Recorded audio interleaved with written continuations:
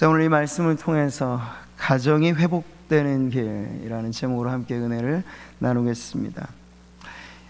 어머니 날로 제정돼서 지킨 역사는 100년의 세월이 넘는 아주 오랜 기념일입니다.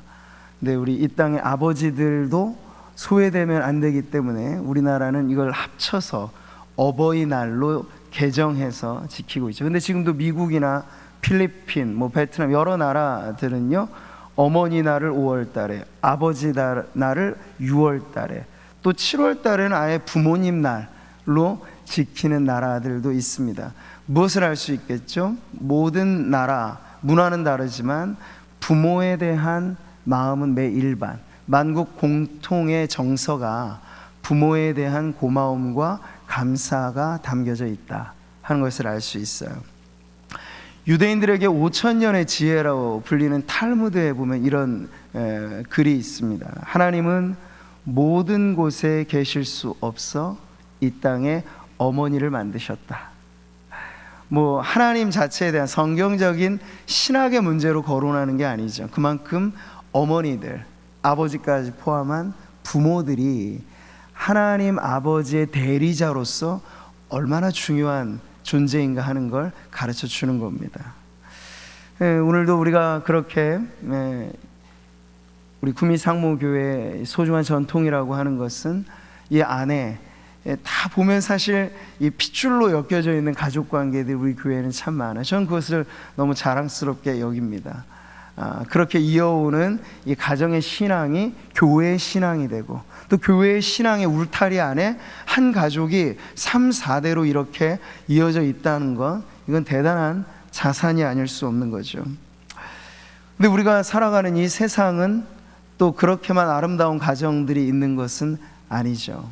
이 가정은 최소 단위의 사회인데, 이 최소 단위의 공동체가 깨어져서 이 사회가 헤어날 길 없는 그런 어려움을 겪고 있는 것이 사실 우리가 보는 이 세상의 모습입니다. 물론 교회 안에 속한 성도들의 가정도 모두가 다 똑같은 정도의 행복, 만족을 누리지는 못한다는 걸 우리는 또한 알고 있습니다. 요즘 코로나19로 가족들 간에 원하든 원치 않든 이 주거 공간 안에서 함께하는 시간이 많다 보니까 좋을 일도 있지만 또 안 좋은 일들도 덕분에 많이 일어난다고 하죠.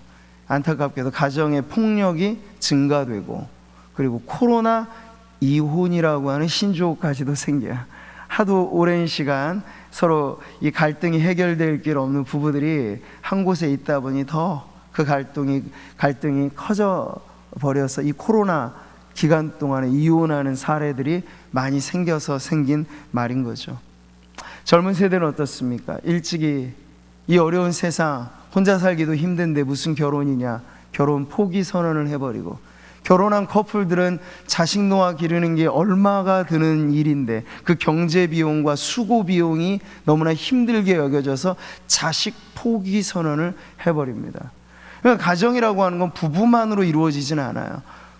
남자와 여자가 만나서 부부가 되고, 그 사랑의 징표로 자녀가 놓아질 때 온전한 가정의 울타리가 형성되는 건데, 이런 정상에 우리가 전통적으로 가지고 왔던 이 가정의 모습이 다 해체되고 있죠. 그래서 혼자만으로도 온전한 독립된 세대가 가능하다, 이 혼족 사회라고 하는 현대 아주 이상한 이 모습의 이 세대가 지금 더 많아지고 있는 추세라는 거죠. 자, 이럴 때 우리가 바깥 세상뿐만 아니라 우리가 살아가는 지금 우리의 집안 안에는 들추어내고 말하지 않았을 뿐 문제없는 집은 없고 탈 없는 가정은 없다는 것이 우리 모두의 속사정인데, 어떻게 하면 이 가정이 참된 행복과 하나님이 원래 설계하신 구도대로 이 세상 가장 행복한 낙원과도 같은 그러한 공동체가 될 수 있을까? 오늘 우리는 오늘 함께 살펴보는 이 말씀을 통해서 그것을 찾아보려고 합니다. 자, 오늘 누가복음의 이 비유는 성경에 나와 있는 여러 많은 유명한 비유들 중에 가장 유명하다 해도 틀리지 않는 비유이죠. 이름하여 탕자의 비유로 잘 알려진. 이 비유를 읽기 전에도부터 우리는 숱하게 들어왔던 이 비유가 주인공은 탕자요, 그 탕자를 중심으로 이 이야기가 흐른다라는 그러한 선입견을 갖고 있는 말씀이기도 합니다. 돌아온 탕자라고도 부르죠. 이 전형적인 문제아의 대표, 이 가정으로 말하면 문제의 자식의 대표가 바로 이 돌아온 탕자입니다. 그러니까 이 탕자라고 하는 별명 자체가 방탕하다 하는 그런 뜻을 담고 있잖아요. 근데 영어에서 요 탕자라고 하는 단어는요, 부정적인 의미뿐만 아니라 조금은 긍정적으로도 해석할 수 있는 단어이기도 해요. 프로디걸이라는 이 단어가 방탕한, 해픈 이런 뜻도 있지만 조금 여유 있게 사용하면 아낌없이 주는, 풍부한 이런 의미로도 풀어서 쓸 수 있습니다. 자, 그래서 팀 켈러라고 하는 목회자가 이 탕자의 비유를 조금 새로운 각도로 복음의 메시지로 쓴 책이 있어요. 그 책 제목이 뭐냐면 탕부 하나님이라는 제목이 만들어진 거예요. 우리가 얼핏 들으면 좀 어떻게 하나님을 탕부라고 부를 수 있을까 하죠. 근데 이 영어의 의미 그대로를 사용하는 거예요. 왜곡된 자식의 방탕한 문제로 이것을 보면 이것은 무진장 해프고 잘못된 삶의 모습이겠지만, 하나님에게 있어서 이것을 적용한다면 사뭇 달라지는 거예요. 아낌없이 퍼주고, 주고 또 줘도 여전히 모자란 듯 계속 주기만 하는 그 아버지의 사랑, 이름하여 탕부 하나님이라고 제목을 붙인 거죠. 사실 우리는 이 누가복음의 이 비유가 둘째 아들의 이야기만으로 사실 중심에 흐르는 것이 아니라는 걸 알 수 있어요. 그 중심점에는 바로 이 아버지가 있는 거예요. 그리고 뒷부분에 이어가면 첫째 아들의 이야기도 거론이 되고 있으니, 한 가정의 이야기로 보자면 문제 많고 탈 많은 가정이 어떻게 다시 회복되는가에 대한 이야기로도 우리가 볼 수 있죠. 그 중심에 누가 있습니까? 바로 아낌없이 퍼주는, 주고 또 줘도 여전히 줘야 된다고 하는 사명감을 갖고 있는 아버지가 바로 그 중심에 있다는 거예요. 그래서 저는 이 누가복음 15장, 이것이 연속되는 비유의 3부작이잖아요. 처음에는 잃어버린 양을 찾고, 두 번째는 잃어버린 드라크마를 찾고, 근데 주체는 다 무엇이냐면 잃어버린 것을 찾는 이의 열정이 나오는 거예요. 그러니까 첫 번째 비유의 사실 핵심 주인공, 잃어버린 양을 찾는 목자이고, 두 번째 비유 역시도 잃어버린 드라크마를 찾는 여인이고, 세 번째 우리가 오늘 보는 이 비유 역시도 잃어버린 아들을 되찾는 아버지가 이 비유의 주인공이라 할 수 있다는 거죠. 자, 우리는 오늘 이 말씀을 보면서 문제 많은 가정의 이야기 속에 들어가게 되는 겁니다. 이 비유가 당시 들었던 유대인들에게 마음에 와닿을 수 있었던 건, 이 비유를 들을 때 누구나 다 무릎을 치면서 그렇지 그 우리 집안 이야기이기도 하고, 이렇게 너무나 살갑게 와닿는 거예요. 거기에 빗대어 예수님은 하나님의 사랑을 이렇게 이 비유를 통해 가르치시는 것이거든요. 그러니 탈무드가 말하는 것이 일면의 진실이 되는 겁니다. 이 땅의 여러 많은 어머니들, 아버지들, 그 희생의 상징은 사실 오리지널 아버지의 사랑의 대리자 역할을 하는 거예요. 누가 사실 이 부모에게 이것을 가르쳐 주었을까요? 아니, 이 인간 세계만이 아니라, 여러분 보세요. 우리가 가시고기라고 부르는 물고기는요, 부성의 극치를 보여주는 물고기잖아요. 자기 살을 나중에는 새끼들이 뜯어먹게 내버려 두기까지 자양분으로 제공해 주는 게 가시고기입니다. 많은 모성애, 부성애가 이 동물들 안에도 인간뿐만 아니라 있다는 것을 우리는 알 수 있어요. 이 모든 것이 여러분 어떻게 가능할까요? 창조주의 손길이, 지으신 만물에 아버지 하나님의 그 부성뿐만이겠습니까? 이 땅에 있는 어머니들의 그 모성까지를 같이 창조주 하나님이 심어 놓으셨기 때문에 본능으로만 살아가는 이 동물들 역시도, 미물로 부리는 짐승마저도 부성과 모성을 갖게 되는 것을 우리가 보게 되는 거죠. 톨스토이가 쓴 이 대작 안나 카레니나라는 이 큰 소설이 있어요. 근데 이 소설은 아주 위대한 첫 문장으로 잘 알려진 작품이기도 한데, 이 소설의 유명한 첫 문장이 이렇습니다. 행복한 가정은 모두 비슷하지만 불행한 가정은 저마다의 이유로 불행하다. 이 말을 곱씹어 보면요, 아담의 가정 이후로 파괴된 이 땅의 가족의 이 문제들은요, 저마다 다른 이유들로 불행한 반면 진정 행복하다 말할 수 있는 가정 안에는 이 공통의 무언가가 있다는 거죠.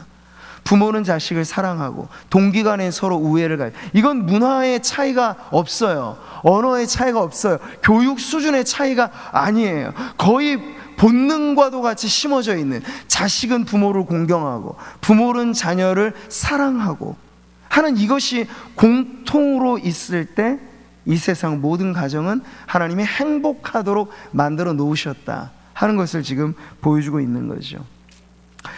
자, 그런데 우리가 살아가는 이 세상에 이 공통의 행복을 갖고 살아가는 가정이 많은가 하면 오히려 저마다의 사연을 가지고 불행한 가정들이 참 많다는 것을 우리는 보게 됩니다. 가지 많은 나무에는 여전히 바람잘 날이 없는 것이 이 땅의 많은 가정들의 이 공통의 고백인 것이죠. 그 모델로서 지금 오늘 이 누가복음 15장에 등장하는 이 비유, 여기서도요, 아버지로 보자면 별 문제가 없어 보여요. 근데 부모가 문제 없다고 자식이 다 문제 없으면 얼마나 좋겠습니까만, 문제 없는 부모 밑에도 완전히 망나니 같은 자식들이 나을 수도 있다라고 하는 게 우리의 경험이죠. 지금 탕자의 아버지가 경험하는 게 바로 그거예요. 이 아버지가 자식을 잘못 교육시켰을까, 자식을 잘못 길렀기 때문에 이랬을까라고 한다면 다 부모 책임이겠지만, 오늘 이 비유에서 아버지의 문제는 크게 어디에도 나오지 않습니다. 그런데 똑같이 한 배 낳은 큰아들, 둘째 아들인데 에서와 야곱은 쌍둥이임에도 불구하고 너무나 다르듯이 지금 이 비유에 나오는 첫째 아들, 둘째 아들도 첫째 아들로 말하자면 모범생 컴플렉스가 있다고 말할 만큼 그렇게 착실한 모습인데, 둘째 아들은 이 자라나는 시절부터가 아마 틀렸던 것 같아요. 허랑방탕하게.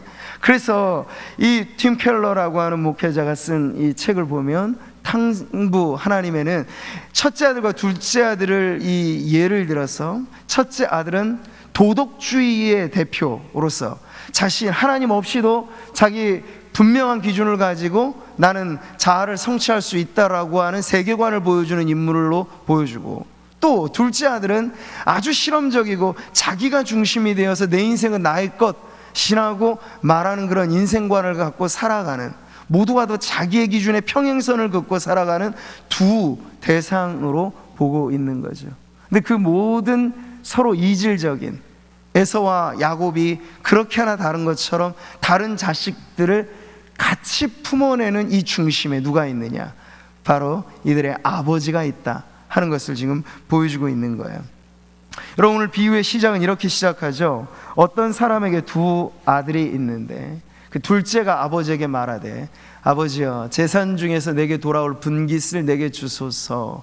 살아생선 아버지에게 재산 달라고 하는 건 아버지를 철저히 무시하는 행동이고 천륜을 깨는 정말 망나니 같은 행동이에요. 그 당시의 문화로도 아버지가 죽어야 분배받는 유산을 미리 달라는 이야기니까 이게 얼마나 마음 아픈 이야기겠습니까?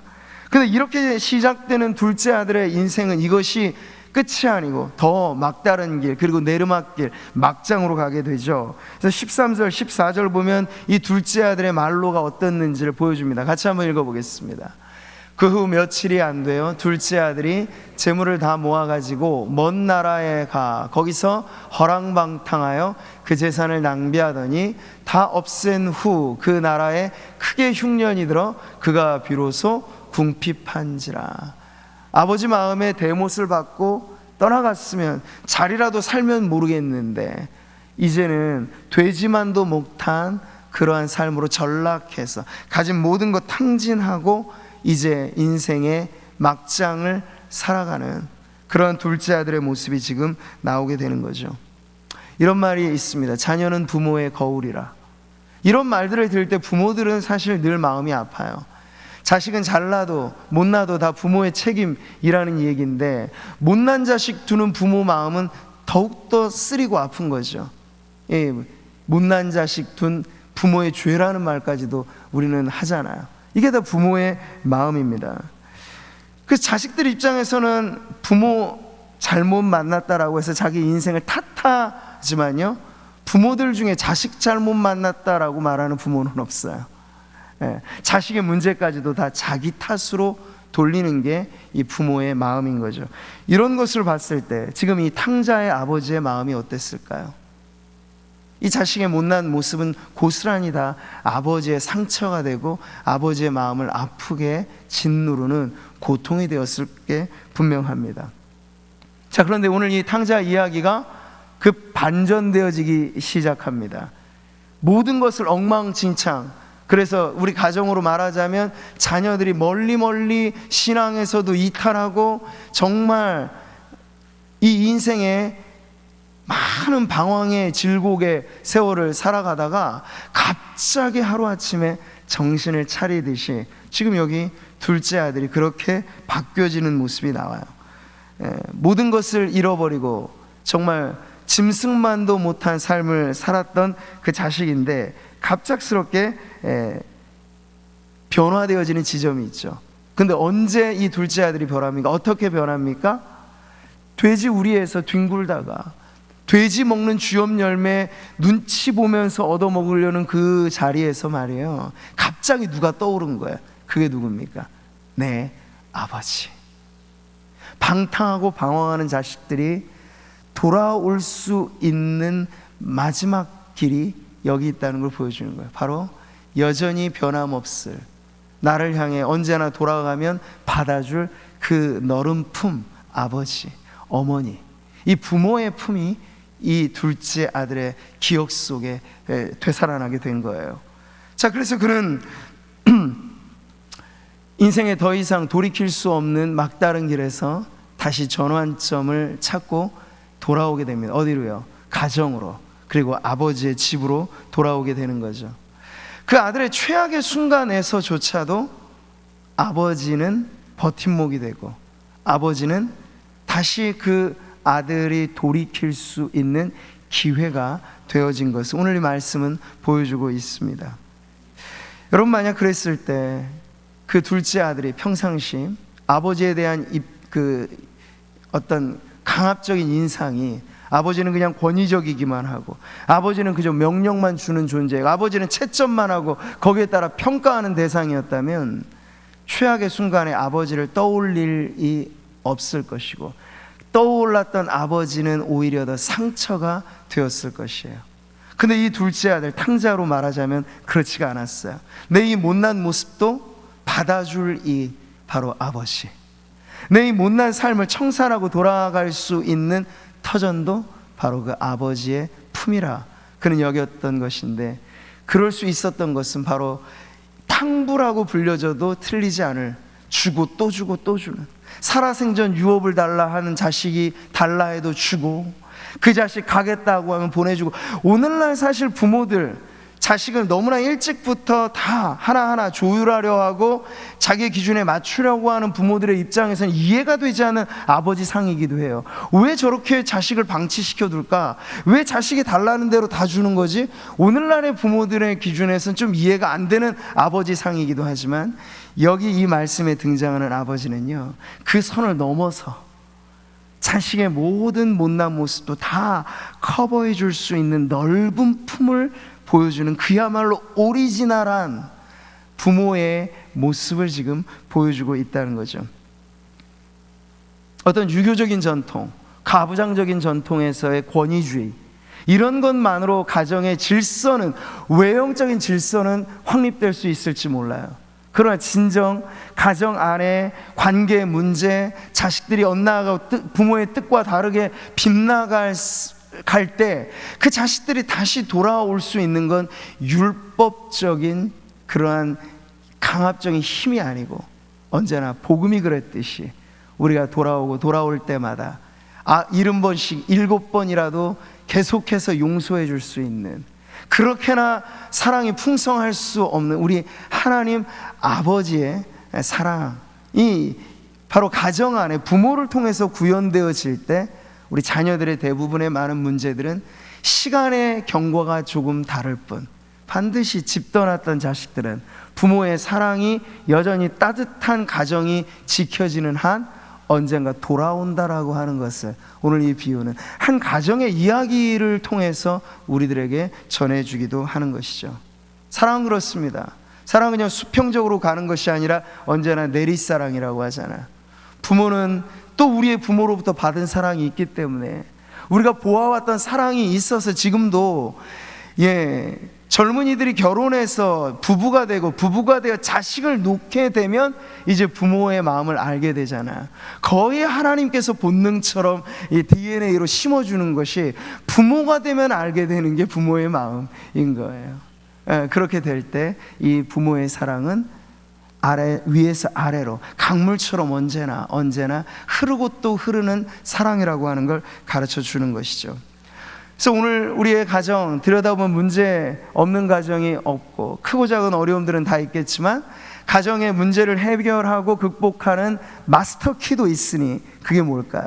이 가정을 지탱하는 부모, 말하자면 부부, 그리고 가장, 이들 안에 하나님의 원형의 사랑, 그 원형의 사랑이 뭔가요? 주고 또 줘도 여전히 줄 것이 있는 그 사랑이 가정의 모든 문제를 해결하는 마스터키, 만능 열쇠라고 하는 걸 보여주고 있습니다.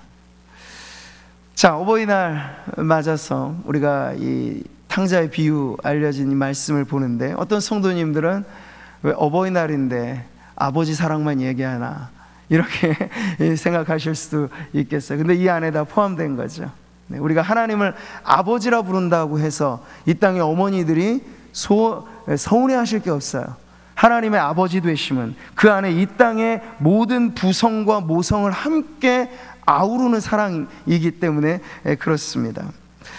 그래서 저는 이 탕자의 비유를 아주 근사한 그림으로, 작품으로 그려준 렘브란트의 작품을 한번 보여드릴 텐데, 이 그림을 보면 이 작가가 아주 기막히게도 여기에 나와 있는 이 사랑이 그저 이 땅의 아버지들만의 사랑이 아니고 부성과 모성을 함께 포함한 드넓은 사랑이다 하는 것을 이 그림이 보여주고 있어요.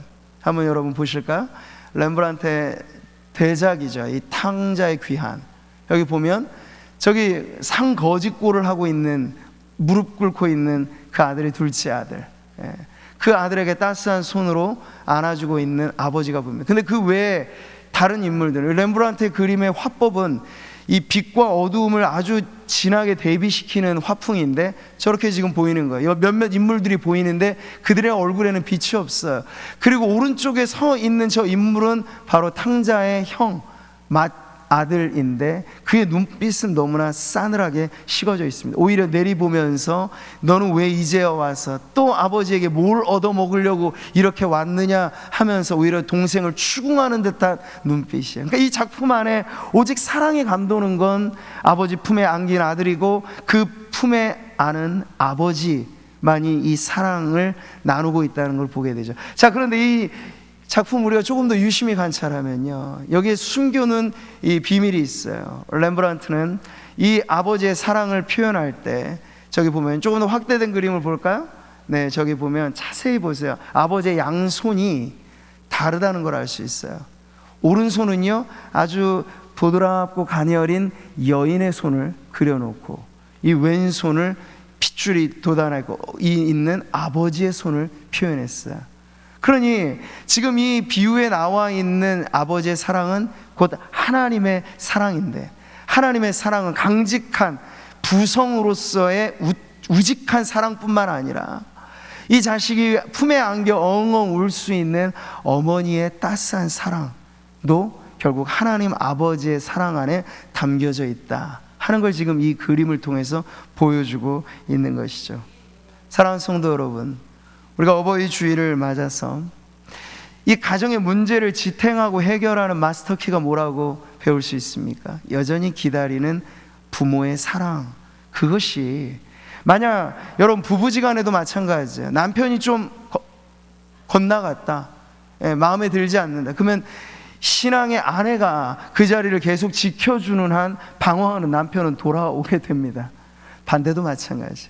아내들이 갱년기를 맞아서 조금 힘들고 막 그러실 때 남편이 믿음으로 잘 중심을 지켜주시면 아내의 방황은 이내 종식이 될 겁니다. 그리고 부모로서 부부가 언제나 그 가정을 지켜주는 한 방황하는 아들, 방황하는 손주들 혹 있더라도 때가 되면 돌아오니, 집 떠나 놀던 자식들도 엄마가 탄불 지어놓고 밥 지어서 돌아오라고 하면 돌아오듯이 때가 되면 돌아올 것이 신앙의 가정에 있는 자녀들인 줄 믿으시기 바랍니다. 그래서 지금 이 자리에서 또 함께 예배하는 성도들의 가정 안에 자녀들로 인하여 속앓이 하시고 왜 이럴까, 우리 믿음의 가정인데 이러면 안 되는데 싶으신 모든 부모들에게 오늘의 비유는 아버지의 그 사랑을 우리가 간직한다면 자녀들은 크게 걱정할 것 없이 하나님께서 책임져 주시는 줄 믿습니다. 오늘 오전에도 요게벳의 노래라고 하는 특송을 우리가 들었는데요, 갈대 상자를 역청에 붙이면서 그 나일강에 띄울 때 요게벳, 이건 사지로 보내는 거예요, 그 어린 아이를. 근데 어떤 믿음이 있었길래 그게 가능했을까요? 내 손에서 떠나는 이 갈대 상자의 어린 모세, 그러나 이 아이를 하나님 아버지가 책임져 주시리라 하는 그런 믿음이 있었기 때문에 그 믿음의 결단이 갈대 상자를 만들고 요게벳의 믿음으로 그 모세가 자라가게 된 것처럼, 오늘날 이 땅의 많은 부모들은 하나님 아버지에 대한 신뢰와 믿음으로, 다만 우리를 이 땅의 대리자로 세워주신 하나님의 뜻을 따라 이 비유에 나와 있는 퍼주고 또 퍼주는 탕부라고 불려도 틀림없는 이 사랑의 눈이 먼 부모의 역할을 오늘 저와 여러분이 이 땅을 살아가면서 자녀들에게 계속해서 흘려보낼 수만 있다면 가정의 문제는 하나님의 은혜 가운데 해결될 줄 믿습니다. 다시 한번 여러분 생각해 보세요. 행복한 가정은 모두 비슷하지만 불행한 가정은 저마다 이유로 불행하다라고 말하는 그 경구처럼 오늘 우리 안에 행복할 수 있는 성도들의 공통점은 다름 아닙니다. 재산의 많고 적음이 아니고 삶의 형편이야 제각기 다 다르죠.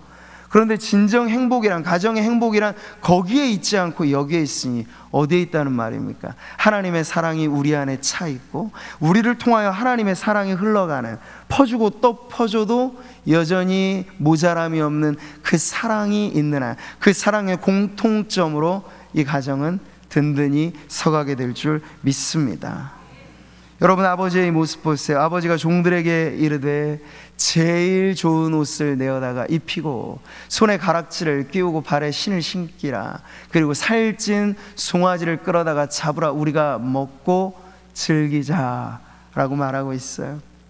상거지꼴로 모든 걸 탕진하고 돌아온 아들인데도 꾸지람 한마디 없이 그저 품에 안아주고 연신 입을 맞춰주고 그 다음에 말하는 것이 이거예요. 제일 좋은 옷을 입히고 이 돌아온 아들을 위하여 잔치를 벌리자. 이것 때문에 첫째 아들은 삐지잖아요. 나를 위해서 아버지가 해준 게 뭐 있냐고 대들잖아요. 근데 아버지의 사랑을 모르는 거예요. 자식은 집 떠나가 돌아왔던 모든 걸 탕진한 아들이라도 그저 살아온 것만으로, 성한 몸을 갖고 돌아온 것만으로도 아버지는 족하다, 만족하다, 나는 행복하다 말할 수 있는 것이 부모의 사랑, 아버지의 사랑인 것을 자식은 죽었다 깨어나도 아직은 잘 모르는 것이죠. 사랑하는 성도 여러분, 오늘 하나님 아버지의 사랑이 이와 같고, 그리고 하나님은 이 땅에 세우신 가정의 부모들이 이와 같은 사랑으로 자식들을 품어주라고 말을 하십니다. 말씀하십니다. 오늘도 여러분, 감사의 글을 우리가 들으면서 딸처럼 키운 손녀딸, 할머니의 그 사랑을 엄마처럼 느끼면서 오고 가는 그 공감의 기쁨과 감사의 눈물이 오늘 우리 모두의 고백이 아닙니까? 우리의 가정에서도 더할 나위 없이 먹는 것, 입는 것, 모든 것 다 우리 부모들은 자식들의 입장에서 우리 엄마는 먹을 줄도 모르고 좋아하는 음식도 없는 줄만 알았어요. 근데 그게 아니라 우리 엄마들도 아버지들도 다 좋아하는 음식이 있고 먹고 싶은 것 많은데 자식들에게 나눠주고 싶은 그 마음에 먹을 것 안 먹고 입을 것 안 입고 그렇게 자녀들을 키워놓아 이 나라가 여기까지 왔습니다. 근데 지금이 위기예요. 이제 이 시대가 아래로 흘러갈 때 자식도 안 놓겠다, 결혼도 안 하겠다 말하는, 당신들이 우리에게 해준 것이 무엇이냐, 기성세대들에 대한 불만으로 꽉 찬 이 젊은 세대들이 이 다음에 이 나라를, 이 세대를 어떻게 이끌어갈지 모를 이런 위기 속에 우리 그리스도인들의 가정은 이 세상의 보루가 되어야 합니다. 불행으로 곱씹는 이 가정의 문제들 속에 우리 그리스도인들이 가장 행복한 공통의 행복을 돈으로 말고 세상의 외형으로 말고 가정에 가득한 하나님의 그 사랑, 부모의 넘치는 사랑으로 행복에 겨워하면 이 세상도 알 것입니다. 아, 행복은 돈에 있지 않고, 돈이 좀 없어도 가정은 얼마든지 행복할 수 있구나. 젊은 세대가 눈을 돌이켜 돌아온 탕자들처럼 아버지 하나님의 품에 안기게 될 때 이 가정의 비극적인 역사가 해결되어질 줄 믿습니다.